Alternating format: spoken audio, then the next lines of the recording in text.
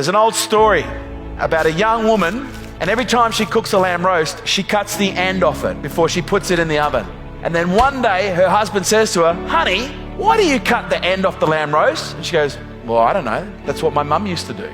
He goes, "Well, ring your mum. I want to know why." So she rings her mum and says, "Mum, why do you cut the end off a lamb roast?" And do you know what she said?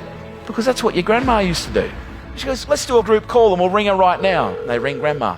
She goes, "Hello, Grandma, why did you used to cut the end off a lamb roast?" And she goes, "Well, honey, when I used to cook a lamb roast when you were young, our ovens weren't very big, so that was the only way we could fit them in the oven." 2 generations later, they're still cutting the leg off the lamb roast. Why? Because that's what they saw. Almost every behavior that is demonstrated in the world right now, it came from somewhere. And at some point, somebody, please stand up and take responsibility. Because we can point to somebody else. That's the fucking easy part. Anyone can blame. But at what point do we stand in front of the mirror and point at ourselves and go, "You know what? Maybe I'm actually part of the problem." Right now, we are surrounded by a disproportionate amount of entitled individuals who think they deserve a better world, but they're willing to do nothing to create it. All the dysfunction we're seeing in the world, it's not new, it's been there forever. It's now visible because of social media. It's now visible because we're seeing dysfunctional behaviors being documented more than ever before. Police brutality in America, and that's been happening forever. Okay, the only difference now is people are videoing it. Domestic violence, it's been happening for a very long time. Women being mistreated by misogynist, entitled, egotistical, arrogant pricks, it's been happening for a long time. Only difference now, women are speaking up. All this that is going on in the world right now, this ain't new. This is old news. And one or two things is going to happen. We're going to see this and we're going to go, "Well, isn't that just the way that it is?"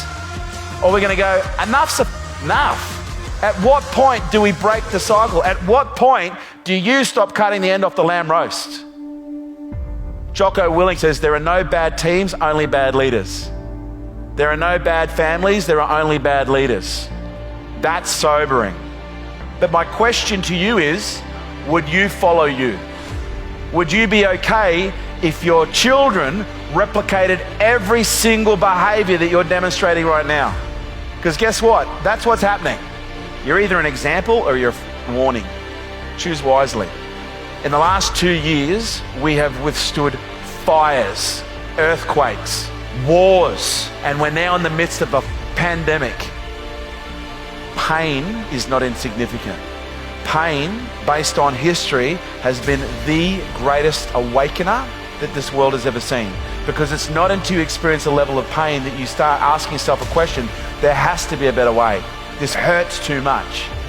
There has never been more potential waiting to be unleashed than there is in this moment right now. The 2 greatest moments in your life is the day you were born and the day you work out why. And I would suggest most of you are tiptoeing through life right now trying to get to death safely, rather than opening the door every day and jumping out of the plane and facing death head on. Because here's what I know, at some point you're going to die, every single one of you. But there's one thing that lives forever. And do you know what that is? It's legacy. And my question to you is, what do you want your legacy to be? What do you want to be remembered for? Because right now, you are writing in the history books your legacy. So you're either going to wait to nearly die, or you could just live now. The choice is yours. And have you ever watched a good movie where there was just that surprise twist at the ending that you didn't see coming? Maybe that's going to be your life. Maybe there's about to be a massive plot twist. And maybe that massive plot twist is a change in trajectory in your life and a change in the trajectory of every single person who knows you. But you need to find something that you're willing to die for, and then you need to live for it.